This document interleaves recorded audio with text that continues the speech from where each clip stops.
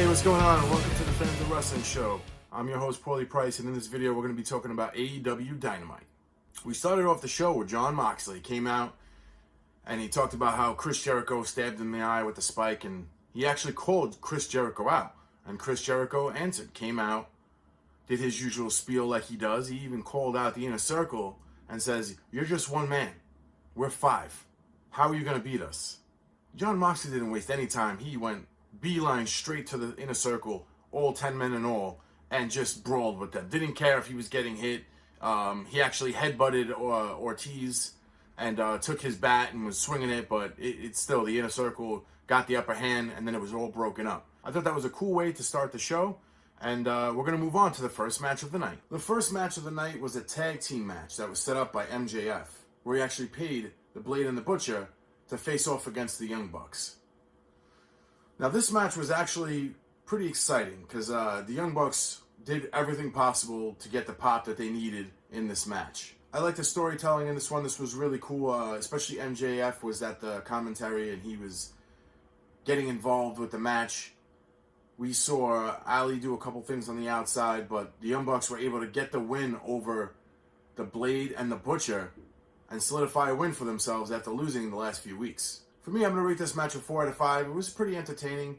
I didn't have any issues. The referee was good, so for me, 4 out of 5. The second match of the night, we're going to go over to the women's division, where it was Nyla Rose versus Big Swole. For me, this match was okay. It was very slow pace moving match.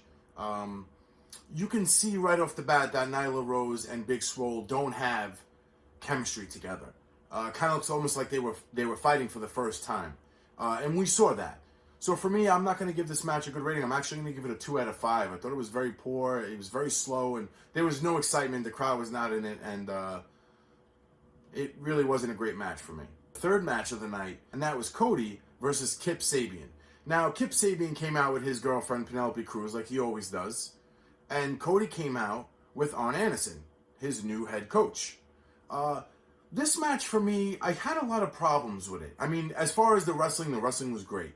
I thought the storytelling in the match was great, but I did not like the interference. There was a few interferences where I was okay with, but it was... What bothered me about the match is that the referee was yelling at Arn Anderson a lot. And there was many times where Penelope Cruz was getting in the ring and outside of the ring in the apron, and you know, he kind of saw her and didn't do anything about it. And for me, that was something that really bothered me. There was just too much going on. I did like when Kip Sabian jumped out of the ring and knocked Cody down, and then he went to go kiss Penelope, and then bad boy Joey Janela comes up and got in between them. I thought that was hilarious. That interference, that was good. That was entertaining. It was something new, and it continues that story with Kip Sabian and Joey Janela. So I like that interference. And then we saw Arn Anderson, because he was getting tired of getting hassled after Penelope Cruz threw her shoe in, causing the referee for that split second to get rid of the shoe, and Cody wasn't able to get that 3 count that he should have got. That was okay. I didn't mind that one, but it was all the stuff before that, and then Arn came in and he kind of bumped the referee. You know, for me, okay, I get it. He's the coach and he bumped the referee, but we all know if you touch a referee, you're out of there. And that's exactly what the referee did. I thought that was great. He threw him out. It made it look like Cody was going to have to, you know, really get back in this match. So I'd like that drama. But again, in the beginning, it was just too much of the ref going after Arn and not Penelope. I thought that was something that they could fix maybe in the future. For me, I'm going to rate this match a 4 out of 5. It was very entertaining. Cody did a great job, as well as Kip Sabian and Penelope Cruz, how they told that story. I loved it. And again, I gave a 4 out of 5 for that match. Now, after this match, we saw Britt Baker come out. And if you don't remember, she came out and did a promo after her match on the Jericho Cruise where she insulted Tony.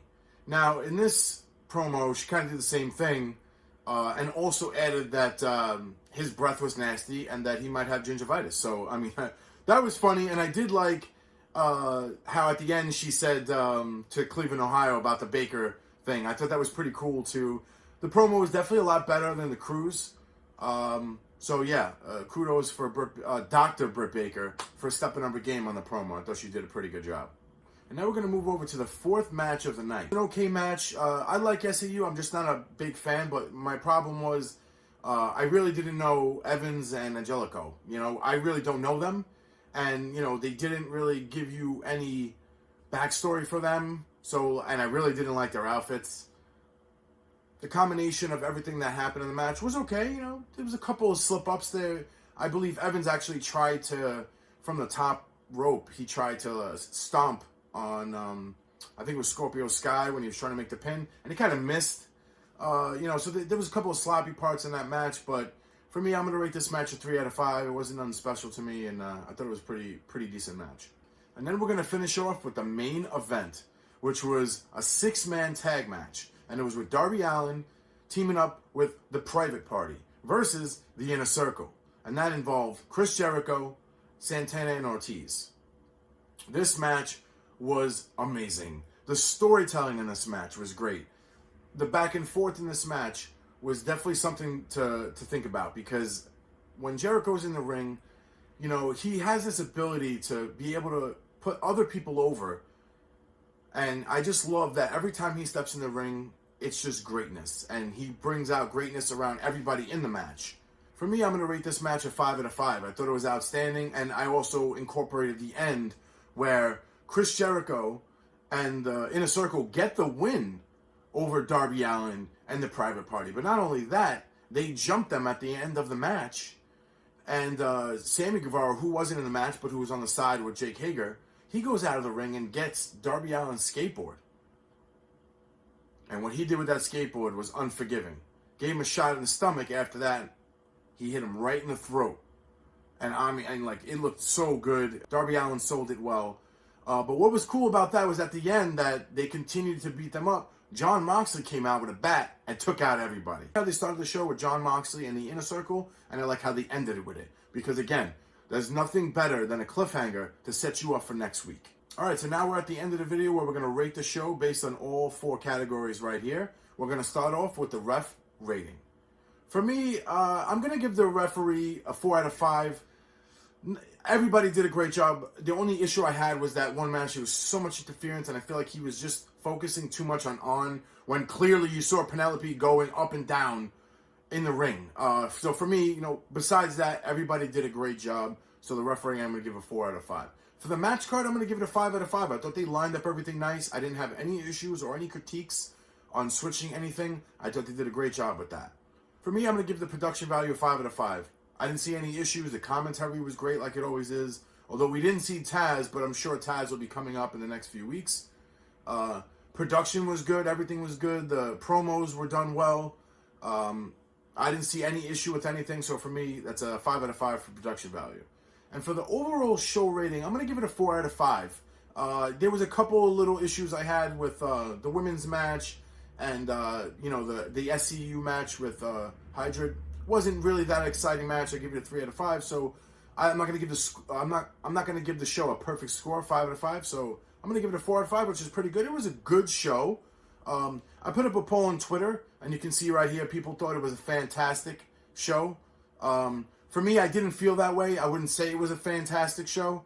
I thought it was an okay show. It had its moments, but it definitely wasn't the Jericho Cruise, or even the episode before that I thought was even better. Alright, thank you so much for watching the video. Again, if you have any issues with my ratings or reviews, I really don't care. Because at the end of the day, what do I know? I'm just a fan. Hey, don't forget, subscribe here, check out this video, and that one over there.